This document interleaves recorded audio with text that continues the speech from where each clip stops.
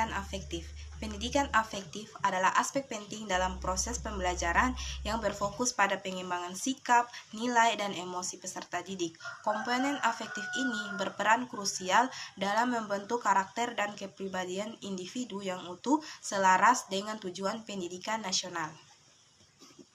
Definisi pendidikan afektif. Pendidikan afektif merupakan aspek penting dalam proses pembelajaran yang berfokus pada pengembangan sikap, nilai, dan emosi peserta didik. Tujuannya adalah membentuk karakter dan kepribadian yang utuh. Sesuai dengan tujuan Pendidikan Nasional Indonesia, ranah afektif meliputi penerimaan, partisipasi, penilaian, organisasi, dan pembentukan pola hidup. Melalui pendidikan afektif, peserta didik tidak hanya mengembangkan kemampuan kognitif dan psikomotorik, tetapi juga memiliki kemampuan emosional, moralitas, dan nilai-nilai yang menjadi landasan bagi perilaku dan tindakannya.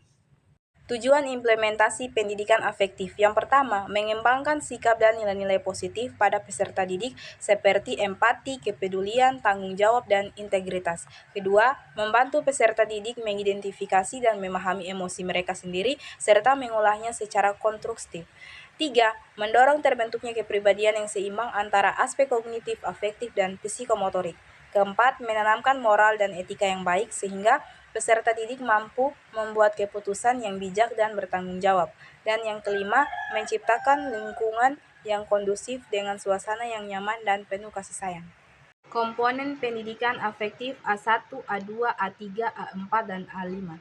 Ranah afektif dalam pendidikan terdiri dari 5 komponen utama yaitu A1 atau penerimaan, A2 atau pemberian respon, A3 penghargaan nilai, A4 pengorganisasian, dan A5 karakterisasi. Tahapan ini menggambarkan proses pembentukan karakter dan kepribadian peserta didik secara bertahap dan berkelanjutan. Implementasi A1 atau penerimaan. Jadi tahap penerimaan ini atau disebut dengan A1 dalam pendidikan afektif adalah proses menumbuhkan kesadaran dan kepekaan peserta didik terhadap adanya suatu fenomena, ide, atau stimulus. Jadi pada tahap ini peserta didik mulai membuka diri untuk menerima dan memperhatikan rangsangan yang diberikan. Implementasi A2 atau pemberian respon. Jadi pada tahap 2, peserta didik mulai berpartisipasi aktif dalam kegiatan pembelajaran. Mereka tidak hanya menerima informasi, tetapi juga memberikan respon, baik secara lisan, tertulis, maupun tindakan.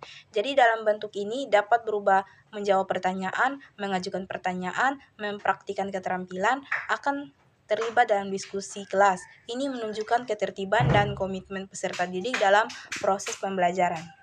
Implementasi A3, penghargaan nilai. Jadi pada tahap penghargaan nilai atau disebut dengan A3 dalam pendidikan afektif melibatkan peserta didik dalam menentukan nilai atau sikap yang mereka anggap penting dan berharga. Jadi pada tahap ini mereka mengembangkan kemampuan menganalisis, menilai, dan membuat keputusan berdasarkan sistem nilai yang telah mereka bangun. Jadi melalui kegiatan seperti diskusi, refleksi, dan studi kasus, peserta didik belajar mengemukakan pandangan mereka, menghargai perbedaan, serta mengembangkan sikap tanggung jawab dan mempertahankan nilai-nilai yang diyakini. Implementasi A4 atau pengorganisasian. Pada tahap A4, peserta didik mulai menyusun sistem nilai yang terintegrasi dari berbagai nilai yang berbeda. Mereka mengembangkan kemampuan untuk mengelola dan mengorganisasikan nilai-nilai, serta memprioritaskan mana yang paling penting. Melalui kegiatan seperti diskusi, refleksi, dan analisis kasus, peserta didik belajar menghubungkan nilai-nilai yang saling berkaitan, membentuk suatu hierarki, dan mengintegrasikannya menjadi sistem nilai yang koheren. Hal ini membantu mereka memahami kompleksitas dan saling berkaitan berbagai nilai dalam kehidupan. Implementasi A5 atau karakterisasi. Jadi pada tahap karakterisasi atau disebut dengan A5 dalam pendidikan afektif adalah proses internalisasi nilai-nilai yang membentuk gaya hidup dan kepribadian peserta didik. Jadi pada tahap ini mereka telah membangun sistem nilai yang terintegrasi dan menjadikannya sebagai landasan dalam berperilaku sehari-hari. Peserta didik tidak hanya memahami nilai-nilai, tetapi juga telah menjadikannya sebagai karakteristik diri yang melekat dan mewarnai tindakan serta pengambilan keputusan. Mereka menunjukkan konsistensi dalam bersikap dan bertindak sesuai dengan nilai-nilai yang telah diyakini. Jadi, dapat disimpulkan bahwa implementasi pendidikan afektif di Indonesia sangat penting dalam membentuk karakter dan kepribadian peserta didik yang utuh.